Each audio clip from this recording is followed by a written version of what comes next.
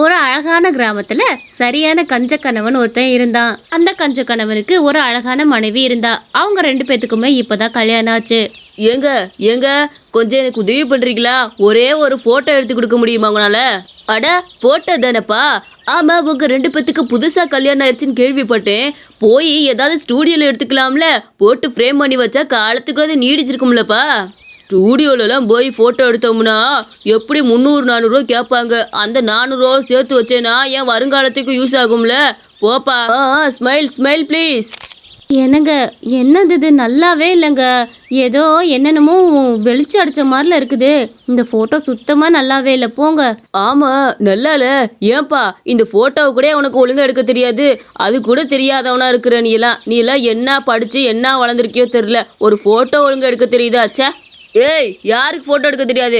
இந்த ஓட்ட பட்டன் போனை வச்சுக்கிட்டு போட்டோ எடுனா இதுல அவ்வளவுதான் தெரியும். நல்ல ஒரு டச் போனாவது வாங்கி வச்சிருக்கணும் இந்த காலத்துக்கு ஏற்ற மாதிரி. எதுவுமே இல்லாம இருந்தேனா இந்த போட்டோலாம் அப்படிதான் உழுகும்போ. ரமணி, அவன் கெடுக்கிறான். நீ வா, நம்ம போய் எங்கேயாச்சும் வெளியே போயிட்டு வருவோம். வீட்டுக்குள்ளே இருக்க கொஞ்சம் போர் அடிக்கிற மாதிரி இருக்கு. வெளியே கூட்டிட்டு போறேன் உடனே, வா. சரிங்க, வாங்க அப்படியே போயிட்டு வருவோம். என்னங்க, அங்க பாத்தீங்களா இளநீ? இளநீ எனக்கு வேணுங்க. ரொம்ப தாகமா இருக்கு இந்த வெயிலுக்கு. ஒரே ஒரு இளநீ வாங்கி கொடுங்களே. இளநீ தானே வேணும்? வா வா, அந்த தாத்தா வித்துட்டானே இருக்காரு, வா அவர்கிட்ட வாங்கி கொடுக்குறேன். தாத்தா, ஒரு இளநீ எவ்வளவு கொடுக்குறீங்க? என் பொண்டாட்டிக்கு இளநீ ரொம்ப குடிக்கணும்னு ஆசையா இருக்கான். ஒரு இளநீ எவ்வளவு? ஒரு இளநீ 70 ரூபாப்பா. உனக்காக 10 ரூபா குறைச்சி போட்டு 60 ரூபாவா தரேன், வாங்கிக்கிறியா? ஐயோ, என்னையா இது ஒக வேலையா இருக்குது? ஒரு இளநீ 60 ரூபாவா? 20 ரூபானா கொடுங்க, 60 ரூபானா எனக்கு வேணாம். ஆப்பா, இந்த வெயில் காலத்துல தான் நாங்க இளநியே விற்க முடியும். 20 ரூபாய்க்கு இளநீ கேட்டா யாரை கொடுப்பா? உனக்கு குடிக்க முடிஞ்சிச்சுன்னா குடி, இல்லைன்னா கிளம்பு. உனக்காகலாம் என்னால் விலையை குறைச்சி விற்று எனக்கு நஷ்டத்துக்கு வரைக்க முடியாது. நாங்கள் விளைக்கிறதே அவ்வளவுதேன். ஐயா, இப்படி வேணா பண்ணலாம். உங்ககிட்ட இருக்கிறதுலே ரொம்ப சின்ன சீசி இளநியா இருந்துச்சுன்னா எடுத்து கொடுங்க.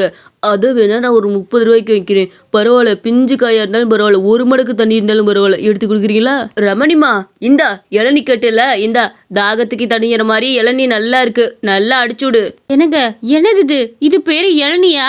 என்னங்க, தேங்காய் விட மோசமா இருக்குது. இவ்வளோ சின்ன இளநியை நான் இப்பதான் பாக்குறேன். இது என்ன காசு போட்டு வாங்கியிருக்கிறீங்க?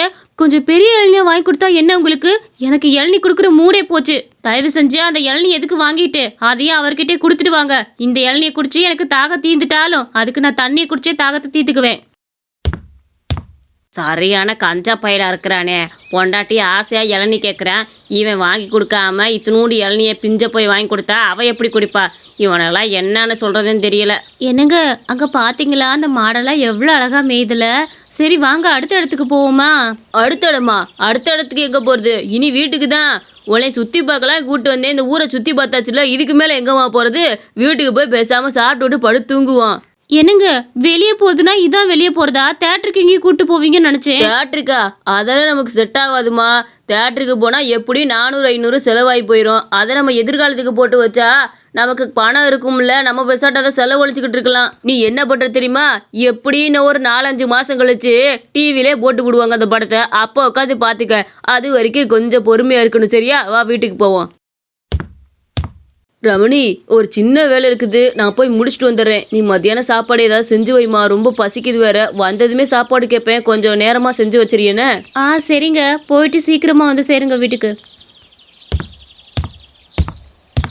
ஏ பொண்ணே, கொஞ்சம் நில்லுமா. ஏம்மா, உனக்கு இப்போதானே கல்யாணம் ஆயிருக்கு, ஊருக்குள்ளே கேள்விப்பட்டேன் பார்த்துக்க. மீன் வாங்கி குழம்பு வச்சுக்கிறியா? உன் புருஷனுக்கு வச்சு ஊற்றுமா. மீன் குழம்புனா யாருக்கும் அந்த உலகத்தில் பிடிக்காது. சாலை மீன்லாம் இருக்குது பார்த்துக்க, நல்லா இருக்குது. வாங்கி குழம்பு வச்சுப்பிடு. நல்லா 1 கிலோ போடுறேன், நல்லா இருக்குமா, வாங்கிக்கிறியா? அது இல்லைங்கம்மா, அவரை கேட்காம நான் எப்படி மீன் வாங்க முடியும்? அவரை ஏதாச்சும் கேட்டுட்டு தானே வாங்க முடியும். அட என்னம்மா, நீ புரிஞ்சுக்காத பொண்ணா இருக்கிறியே. புருஷனுக்குலாம் கேட்காமே அது இதுன்னு வாங்கி வக்கனையா செஞ்சு வைக்கணும் பார்த்துக்க. அப்போதான் அவங்களாம் மனசார சாப்பிடுவாங்க, அவங்க மனசும் கொஞ்சம் திருப்தி ஆகும். இதெல்லாம் கேட்டுக்கிட்டா இருப்பாங்க. சாப்பாடு விஷயத்துல எதுவுமே கேட்கக்கூடாது கண்ணு. 1 கிலோ வாங்கி எடுத்து செஞ்சு வச்சு நல்லா ஊற்றி சாப்பிடுங்க. ஏம்மா, 1 கிலோ 250 ரூபாதாம்மா, வாங்கிக்கிறியா? சரிங்கம்மா, நீங்க இவ்வளோ சொல்றீங்க, வாங்காம இருப்பேனா? எனக்கு 1 கிலோ சால மீன் கொடுத்துறீங்களா? ரமணியும் அந்த சால மீனை 1 கிலோ வாங்கி நல்லா குழம்பு வச்சு கொடுக்கணும்னு நினைச்சா. இன்னைக்கு நம்ம புருஷனை அசத்திரணும். நம்ம கைப்பக்குவத்துல அவர் மயங்கி விழுந்துடணும். அந்த அளவுக்கு நம்ம சாப்பாடு இன்னைக்கு ருசியா செஞ்சு கொடுக்கணும். ரமணி ரொம்ப ஆசாசையா அந்த மீன் குழம்ப வச்சுக்கிட்டு இருந்தா. அடடடடடா, வீட்டுக்குள்ள என்ன மணமணம், என்ன மணமணம். ஆகா, ரமணி, என்ன அப்படி சமைச்சுக்கிட்டு இருக்க? இவ்வளோ மணமா இருக்குது. மீன் குழம்பு வாசனை மாதிரியே தூக்குது ரமணி. சீக்கிரம் எடுத்துட்டு வா. நீ சமைக்கிறதுல எனக்கு இப்பயே பசி வந்துடுச்சு. சீக்கிரம் எடுத்துட்டு வா ரமணி, ரொம்ப பசிக்குது. என்னங்க, எப்படி மீன் குழம்புன்னு கண்டுபிடிச்சிங்க? அதானே, வாசனையிலே கண்டுபிடிச்சிட்டீங்களா? நான் வச்ச மீன் குழம்பு அப்படி. சால மீன் வாங்கி குழம்பு வச்சிருக்கேங்க உங்களுக்காகவே. உட்காருங்க, சாப்பாடு எடுத்துட்டு வரேன். நல்ல சுவையா இருக்கும், சாப்பிட்டு பாருங்க. என்ன என்னங்க, இந்தாங்க எடுத்து சாப்பிடுங்க. நல்லா வயிறார சாப்பிடணும். எதுவுமே மிச்சம் வைக்காம சாப்பிடணும். சாப்பிடுங்க. என்ன ரமணி, இவ்வளோ நல்லா செஞ்சுட்டு வயிறார சாப்பிட்டு சொன்னா எப்படி? வயிறார தான் சாப்பிட போறேன். நீ அமைதியாரு. எனக்கு சாப்பிட்ற மூடு போயிடும். அதனால நான் டக்கு டக்குன்னு சாப்பிட ஆரம்பிக்கிறேன். என்ன? அந்த ரமணியோட கணவன் நல்லா அந்த மீன் குழம்ப ருசிச்சு சாப்பிட்டுக்கிட்டு இருந்தாரு. ஆமா ரமணி, இவ்வளோ மீன் இருந்துச்சு. எத்தனை கிலோ அப்படி வாங்கின நீ? 1 கிலோ மீன் தாங்க வாங்கினேன். பக்கத்து வீட்டு பாட்டி தான் கொண்டு வந்திருந்தாங்க. சால மீன் இருக்குன்னாங்க, அதான் 1 கிலோ எடுத்து வாங்கிட்டே பார்த்துக்கங்க. அறிவு கட்ட முட்டாளா நீ? எதுக்கு 2 பேத்துக்கு 1 கிலோ வாங்கின? 2 பேத்துக்கு 1/4 கிலோ வாங்கினா பத்தாது. அதுவே ஜாஸ்தி தான். 2 பேத்துக்கு 2 மீன் வாங்கினா பத்தாது உனக்கு? அறிவு கட்டவளே, இப்படி நீ குடும்பம் நடத்தினேன்னா எப்படி நாளைக்கு நம்ம நல்லா இருக்க முடியும் சொல்லு? இந்த காசுல நம்ம எதிர்காலத்துக்கு சேர்த்து வச்சிருந்துருக்கலாம்ல. என்னங்க இப்படி சொல்றீங்க? சாப்பாடு விஷயத்துல போய் நம்ம கணக்கு பார்த்துட்டு இருக்க முடியும்?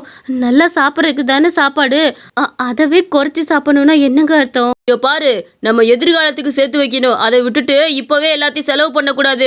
எல்லாத்துலயும் கஞ்ச பிடிச்சிக்கிட்டே தான் இருக்கணும். சாப்பாடுல கூடயுமா கஞ்ச பிடிக்கணும்னு சொல்றீங்க? அவன் இப்படியே தான் பண்ணிட்டு இருந்தான். எதிர்காலத்துக்கு வேணும்னு இப்ப இருக்கிறது கூட அனுபவிக்காம எல்லா காசையும் எதிர்காலத்துக்காகவே சேர்த்து வச்சுக்கிட்டு இருப்பான். அதனால அவனோட மனைவியுமே ரொம்ப கஷ்டப்பட்டுட்டு இருந்தா. ஒரு நாள் அவனோட மனைவிக்கு பயங்கரமான வயிறு வலி இருந்தது.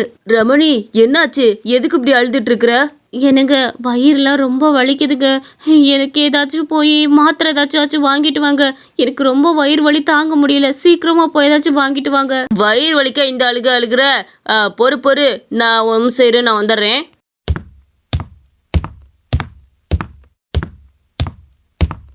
இந்த ரமணி, இது ஓம தண்ணி. இது குடிச்சா உன் வயிறு வலி கொஞ்சம் சரியா போயிரும் பார்த்துக்க. அதனால இதை குடி.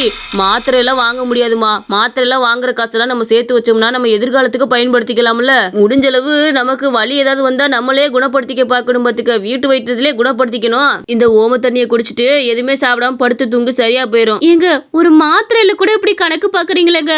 எதிர்காலம்னு அப்படி எதிர்காலத்துக்கு சேர்த்து வச்சு என்னதான் பண்ண போறீங்க? நீ ஒரு மாத்திரை வாங்குறதுல உங்களுக்கு என்ன வந்துட போகுது? இவ்வளோ பணம் சேர்த்து வச்சிருக்கீங்க. அதுல ₹1 உங்களால எடுத்துட்டு போய் செலவு பண்ண முடியாதா? சொல்லுங்க. உங்க பீரோவை நேத்து பார்த்தேன். நீங்க எவ்வளவு பணம் சேர்த்து வச்சிருக்கீங்க எனக்கு நல்லா தெரியும். எதிர்காலம்னு இதுல எல்லாமே கஞ்சி பிடிச்சி சேர்த்து வச்சிருக்கீங்க. அவன் எதுவுமே பேசாம அந்த இடத்த விட்டு கிளம்பி போயிட்டான்.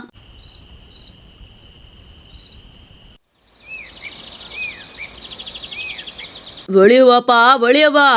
ஏப்பா அஜய், வெளியே வாப்பா, வெளியே வா.